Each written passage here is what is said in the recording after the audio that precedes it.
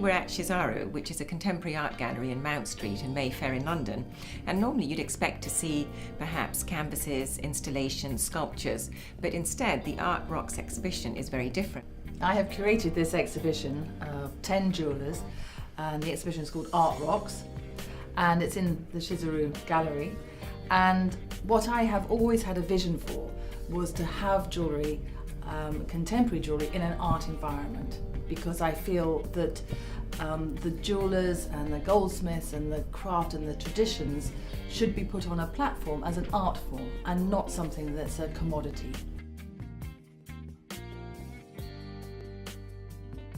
Some of you might recognise Sevan Bichachi's work because we in fact went to visit him in Istanbul a few months ago, and it's very easy to recognise a piece of Sevan's work because it is unlike any other jewellery. And Jo is going to tell us what caught her eye. Well, I think because I've been working with antique jewels for the best part of 24 years, what I loved was seeing something with all the ancient techniques and the craft and the skills in a contemporary jeweller. And to actually go to this extent, so many people would just say, no way, it's impossible. And it's the micro mosaic and the reverse intaglio. I mean, if you look inside, and there's a whole world inside these stones, amazing, which is incredible. And he's somebody that is a perfect example of going that extra 10 miles to create something so unique and so different and yet so skillful. ARC is a husband and wife team, and they are restorers. And what is fantastic is that they've learned to make jewellery through the art of restoration. These wonderful brooches, which when they're not worn, they become a work of art in their own right. And I've purposefully has put one front and one back, so you can actually see the back of the jewel as well, because what is always so important for me is how the pieces have been made and how they've been created. And I wanted to show people that the attention to detail is just as good on the reverse as it is on the front. And from Japan, we are very lucky to have Gimel. Her jewellery, it's always using the best quality of the gemstones in the minute detail. I mean, if we turned over the pieces, you could wear them back to front. People wouldn't. Beautiful. They are so beautiful. I mean, she's got like hexagonal back holes that have been individually polished. In a way, it's incredible technique with great subtlety and a concept that is consistent throughout her work. Exactly. And now we have this wonderful jewellery from Germany. And what you probably can notice here is that the range of different materials that are used. And style.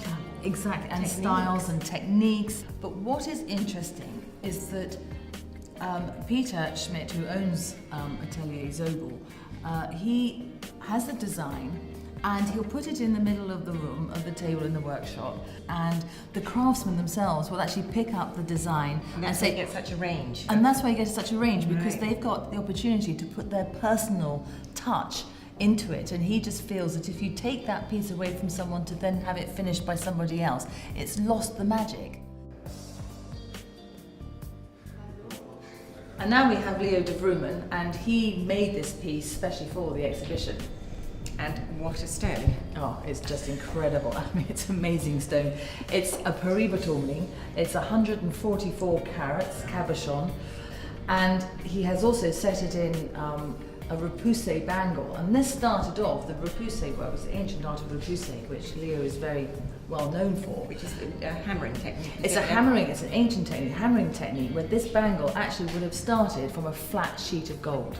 I can't keep my eyes off that stone. I know, it is stunning, I tell you. The next person is Sophia Mann, and she's my wild card. And as soon as I saw her pieces, I just thought, wow, I have never seen anything like it before.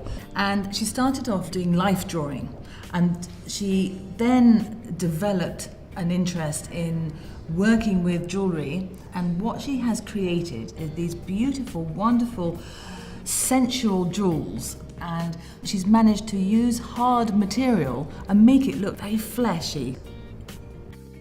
Another young girl, Zoe Arnold, who is also ex-Central St Martin's, and she writes poems, and that is her inspiration for her work.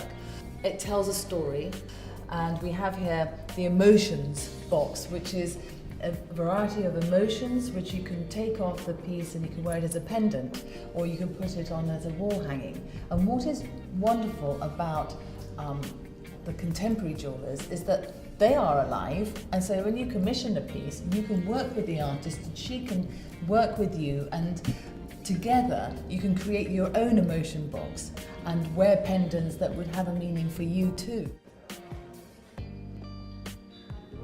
And we have here Fred Rich, and Fred is one of, I would say, Europe's best enamelers.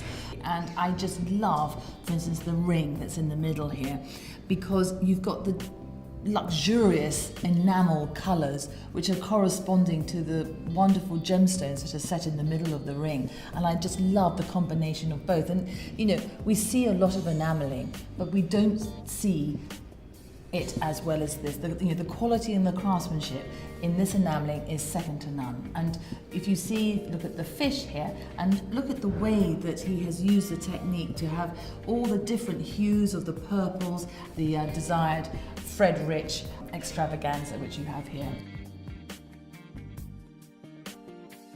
I'm very honoured to have Kevin Coates as one of the exhibitors here, and I just adore his work.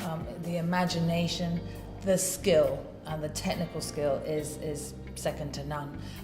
Usually you have goldsmiths that will specialise in one area of expertise, but here Kevin does everything himself. He does the enamelling, he carves the gemstones, he fires the porcelain, makes the boxes. I mean, astounding. And now for something completely different, this fantastic gauntlet, which is entitled Contra Mundum, meaning against the world. And this is a collaboration between Sean Lean and Daphne Guinness. And it took about 4 years to make, about 27 fittings. The chainmail is 18 karat white gold, and there's like 5,000 diamonds set into this piece. And it is just quite superb. And it all moves, the fingers move, the nails at the top, every joint articulates.